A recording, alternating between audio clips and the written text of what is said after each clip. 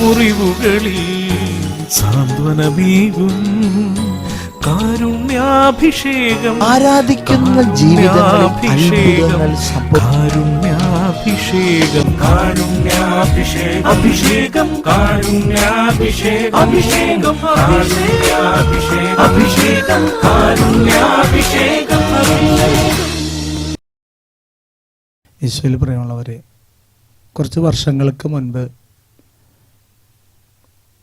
ഒരു കാറിൽ സഞ്ചരിച്ച് യുവാക്കൾ, കുറച്ചുപേര് ഡോക്ടേഴ്സാണ് എന്നായിരുന്നു എൻ്റെ ഓർമ്മ.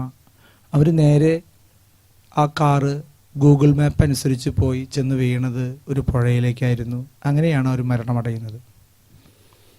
ഇത് ഒരു വലിയൊരു സത്യം നമ്മൾ ഓർമ്മപ്പെടുത്തുകയാണ്. അവരെന്തുകൊണ്ടാണ് ആ പുഴയിൽ ചെന്ന് പോയത്? അവർക്കറിയില്ലായിരുന്നു. അവർ നയിച്ചിരുന്നത് ആ ഗൂഗിൾ മാപ്പിലനുസരിച്ച് ആ വഴി ലക്ഷ്യസ്ഥാനത്തേക്കായിരുന്നു. പക്ഷേ ആ വഴി ചെന്ന് എത്തുന്നത് ഒരു പുഴയിലേക്കായിരുന്നു രാത്രി സമയം.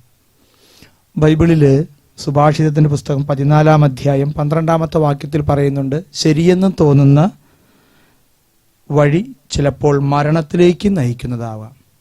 ഇന്ന് ഈ കാലഘട്ടത്തിൽ ഒരുപാട് കുട്ടികൾ ഇഷ്ടപ്പെടുന്ന കോഴ്സുകളും അതുപോലെ ഒരു രാജ്യങ്ങളിലൊക്കെ പോയി പഠിക്കാനൊക്കെ ആഗ്രഹിച്ച് പോയിട്ട് പഠനം പാതി വഴിയിൽ നിർത്തി ചിലവർ മദ്യത്തിനും മയക്കുമരുന്നിനും അടിമകളായി അങ്ങനെ അവരുടെ ആരോഗ്യവും സമയവും നഷ്ടപ്പെടുത്തി, സമ്പത്ത് നഷ്ടപ്പെടുത്തി, കഴിവ് നഷ്ടപ്പെടുത്തി, അങ്ങനെ ജീവിതത്തിൽ ഒരുപാട് പതനത്തിലേക്ക് പോകുന്ന ഒരുപാട് സംഭവങ്ങൾ നമുക്ക് ചുറ്റും നടക്കുന്നുണ്ടല്ലോ.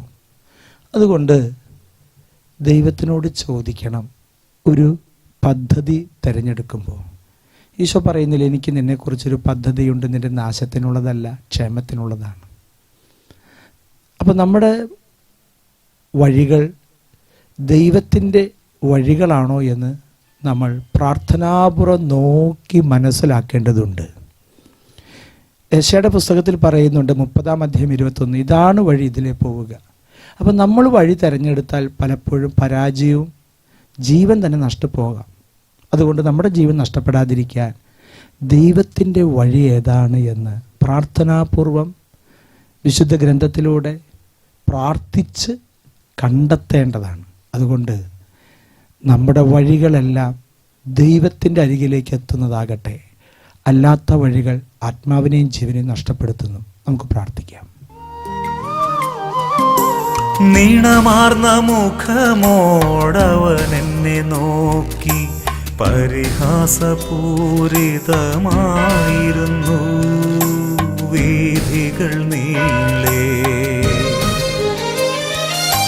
നീണമാർന്ന മുഖമോടവൻ എന്നെ നോക്കി പരിഹാസപൂരിതമായിരുന്നു വീഥികൾ. പരിശുദ്ധ പരമദിവ്യ കാരുണ്യത്തിന് എന്നേരവും ആരാധനയും സ്തുതിയും പുകഴ്ചയും ഉണ്ടായിരിക്കട്ടെ. പരിശുദ്ധ പരമദിവ്യ കാരുണ്യത്തിന് എന്നേരവും ആരാധനയും സ്തുതിയും പുകഴ്ചയും ഉണ്ടായിരിക്കട്ടെ. പരിശുദ്ധ പരമദിവ്യ കാരുണ്യത്തിന് എന്നേരവും ആരാധനയും സ്തുതിയും പുകഴ്ചയും ഉണ്ടായിരിക്കട്ടെ.